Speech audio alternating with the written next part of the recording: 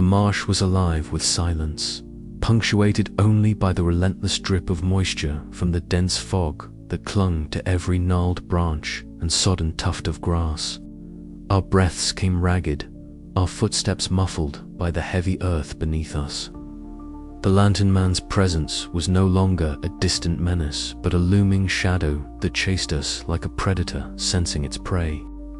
I could feel the weight of every gaze fixed on me, the unspoken fear that our dwindling hope was tethered to my next move. "We can't keep running," I whispered, voice brittle but clear. The group halted, a collective breath drawn in panic and exhaustion.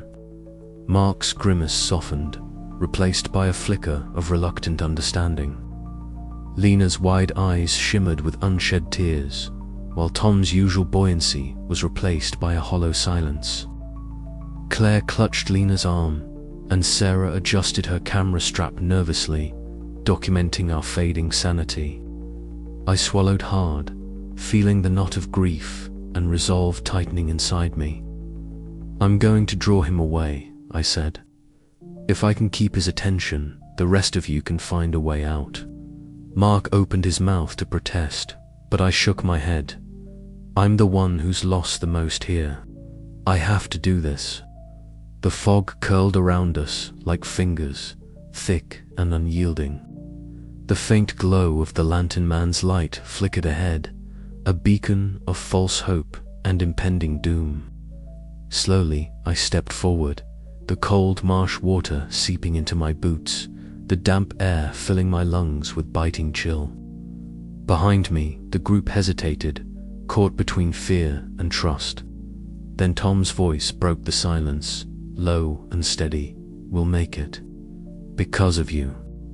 The lantern man emerged like a nightmare-made flesh, a towering silhouette etched in shadow, his lantern pulsing with an unnatural light that cast twisted shapes across the marsh. His footsteps echoed, hollow and relentless, as he turned his gaze upon me. I met his eyes, dark and bottomless, and felt the cold claw of despair grip my heart. "You won't stop me," I said, voice steady despite the storm inside.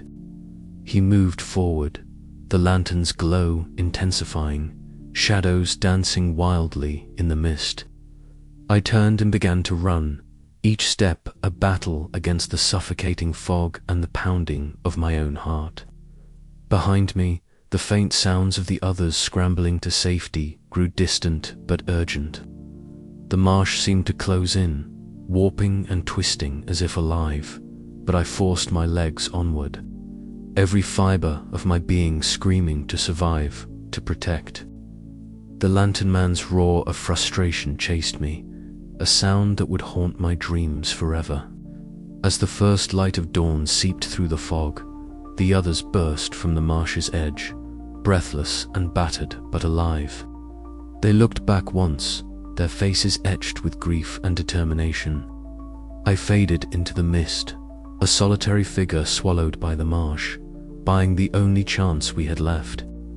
In that moment, sacrifice was not just a word, but a living, breathing act of defiance against the darkness. And though I could not see their faces anymore, I carried with me the fragile hope that my choice would be the light that led them home. The marsh was silent once more, but the memory of that night would never fade. The lantern man's lantern flickered, waiting for the next lost soul to follow its deceptive glow. The first pale fingers of dawn stretched weakly across the horizon, casting a ghostly glow over the marshland that had been both prison and nightmare to us. We emerged from the choked depths of fog and whispering reeds, our bodies broken and spirits battered, stepping into a world that felt both achingly real and eerily unreal. The oppressive suffocation of night was fading, yet the weight of what we had endured clung like a second skin, heavy and unshakable. I was no longer with them in body. My sacrifice had bought their fleeting chance at survival, but my voice still lingered in the spaces between them, in the tremor of their whispered memories and the hollow ache filling the spaces where hope should have been. Mark led the small band now, his broad shoulders stooped not just with physical exhaustion but with the invisible burden of loss and guilt. The rugged lines of his face had deepened, carved by sleepless nights and the bitter taste of humility that only true terror can instill. The marsh around us lay exposed in the nascent light, a wild, twisted expanse of waterlogged earth and gnarled trees, their skeletal branches clawing at the sky like desperate hands reaching for salvation. The landscape was deceptively serene, the mist retreating like a tide, revealing the scars of our passage-trampled reeds, disturbed mud, and the faint, lingering traces of footsteps not our own. Mark's gaze dropped to a familiar item caught in the reeds, my scarf, torn and damp, a silent testament to the price paid. His voice was a low, broken whisper as he spoke my name, a ritual of mourning that bound us across the veil of death. Around him, the others gathered, Lena, clutching her notebook tight, Claire offering quiet comfort, Sarah holding her camera like a talisman against the unknown, and Ben, younger and shaken, eyes wide with disbelief. The silence between us was thick, heavy with things unspoken. The laughter and lightness that Tom once brought were now memories swallowed by the marsh's relentless shadow. We were survivors, yes, but survivors of a story that refused to end neatly. Lena and Claire lingered near the water's edge, their voices low and urgent as they pieced together fragments of the Lantern Man's tragic tale.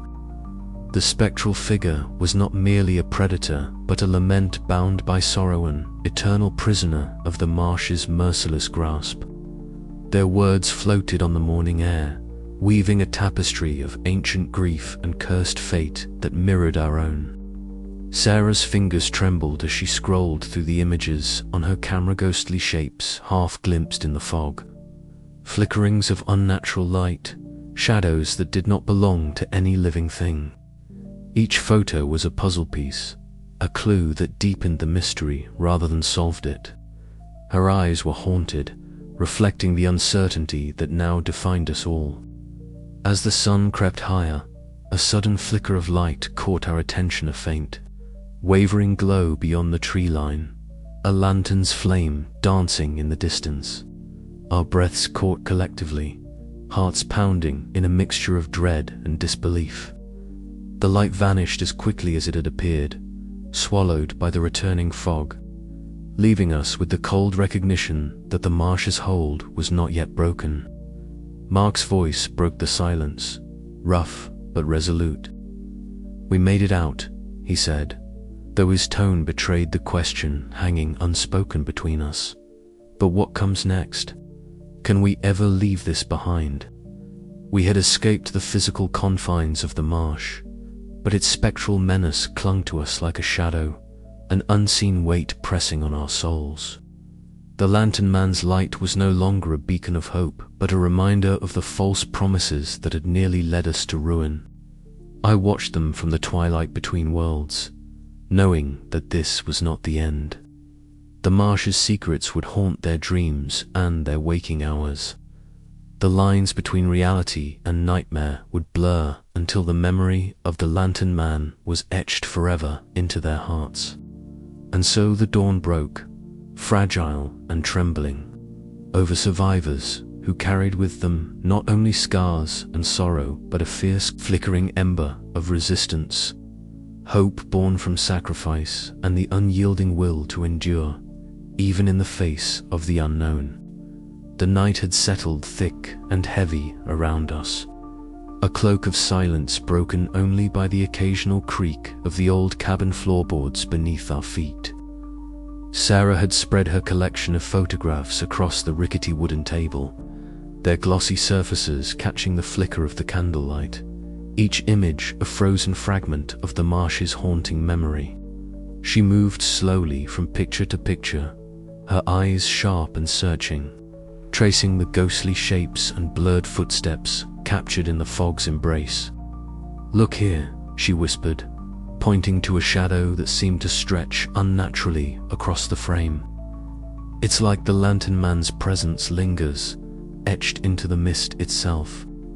I leaned closer, my breath catching as the images revealed more than I dared to admit.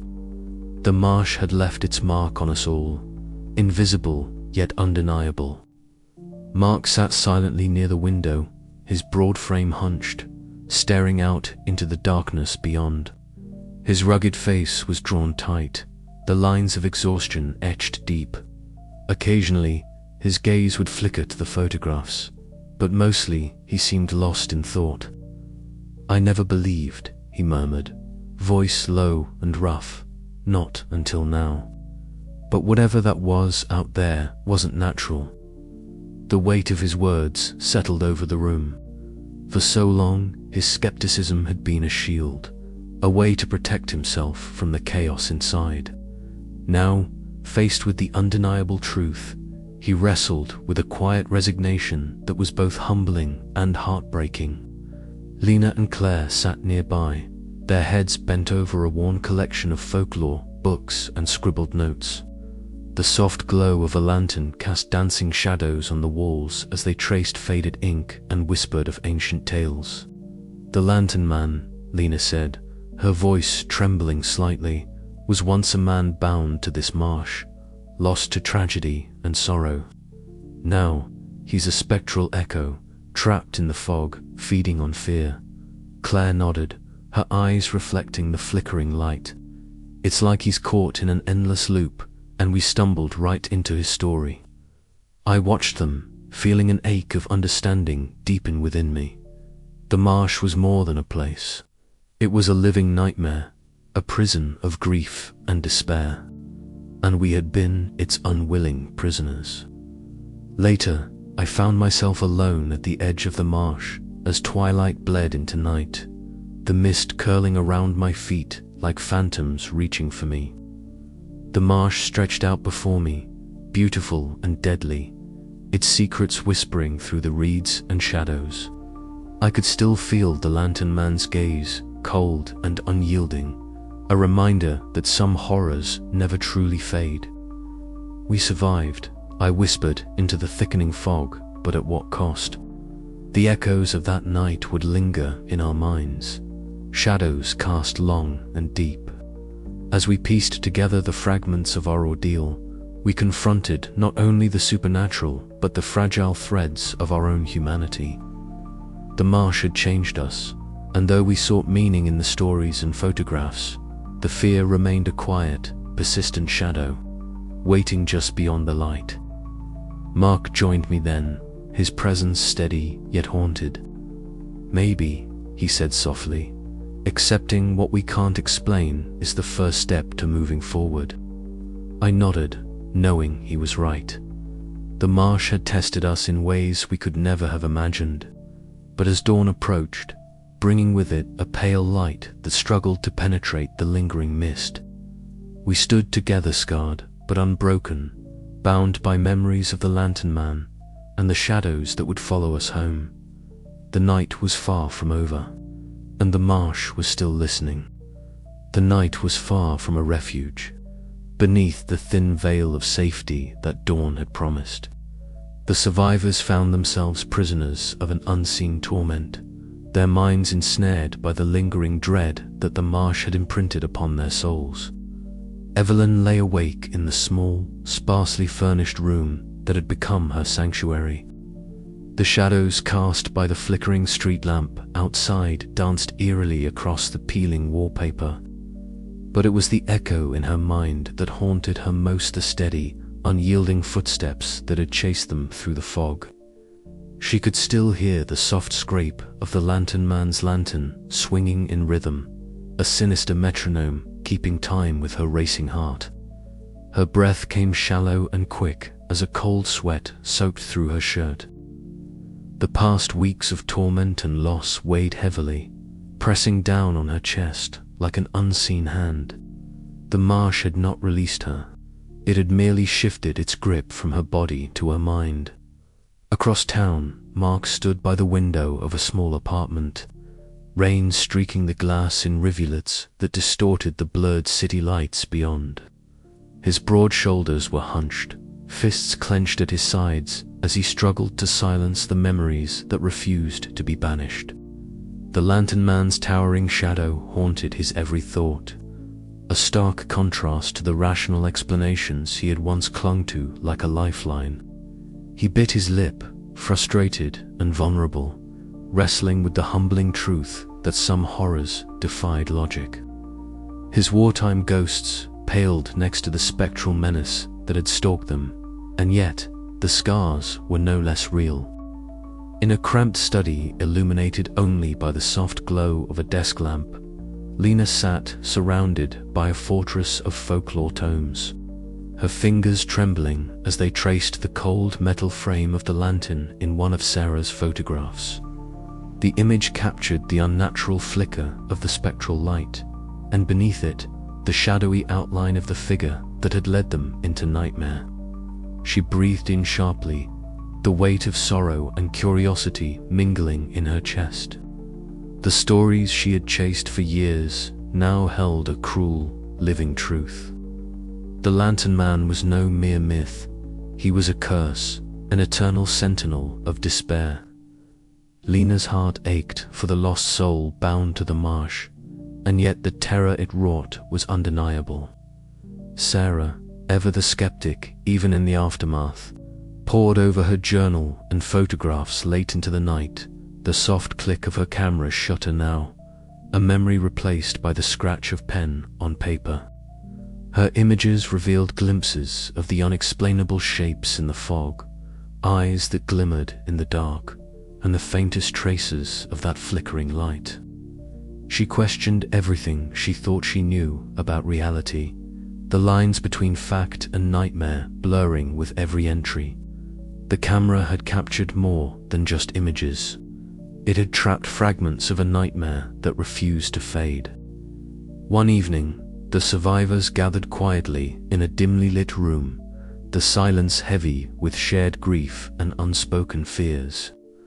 Ben sat close to Evelyn, his youthful face pale and drawn, while Claire clutched Lena's hand, seeking comfort in the fragile solidarity they had forged.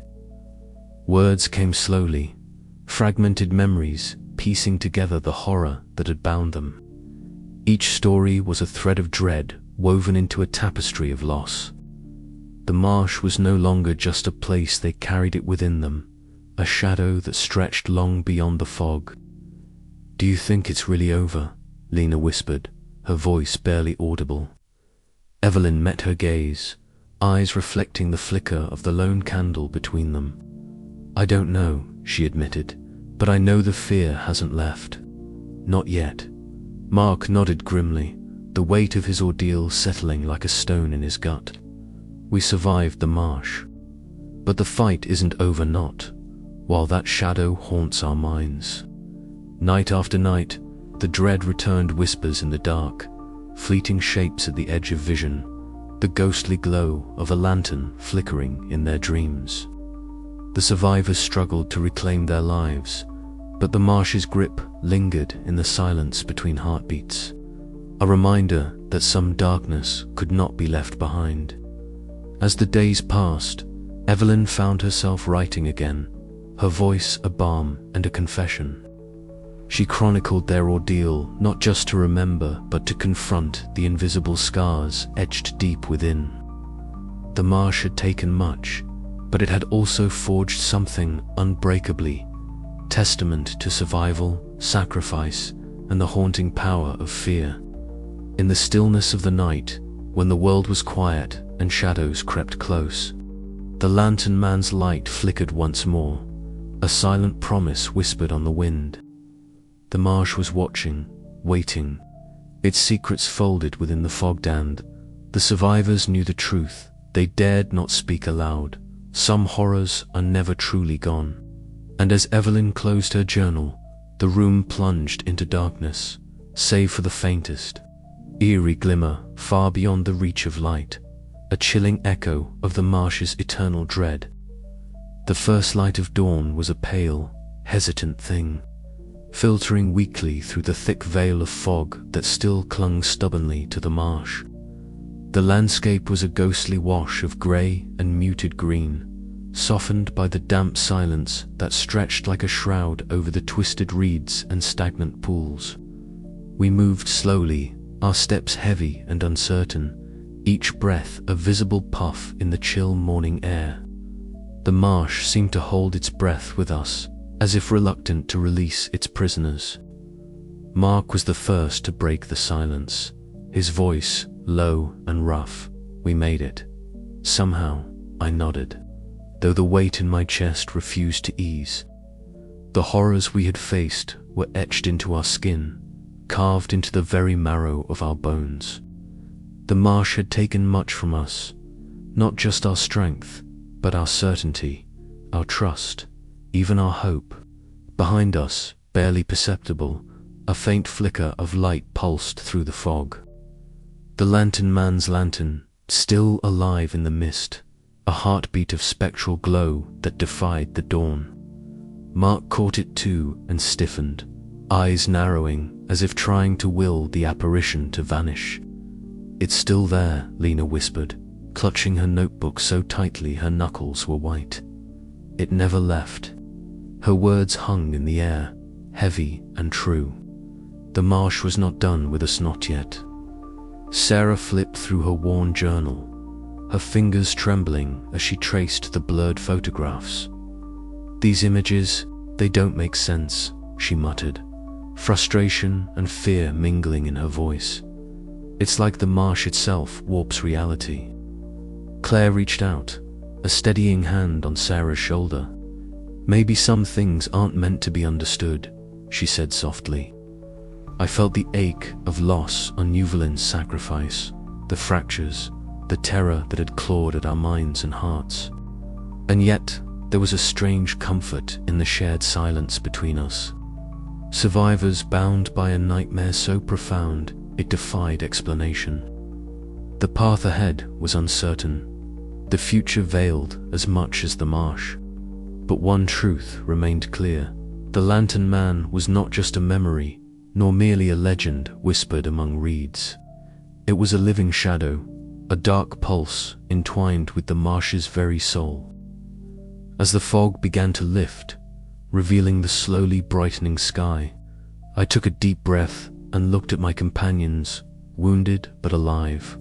We had escaped the night, but the marsh's grip lingered, a silent promise that the light that saved us might yet flicker again.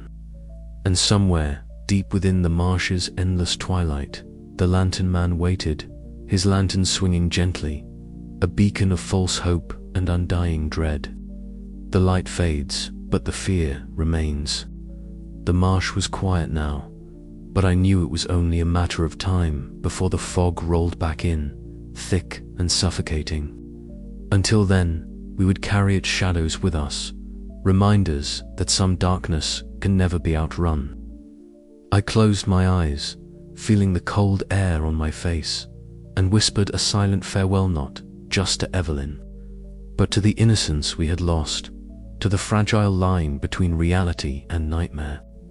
In the distance, the lantern man's faint glow flickered once more, beckoning to the lost, a cruel light in the endless dark.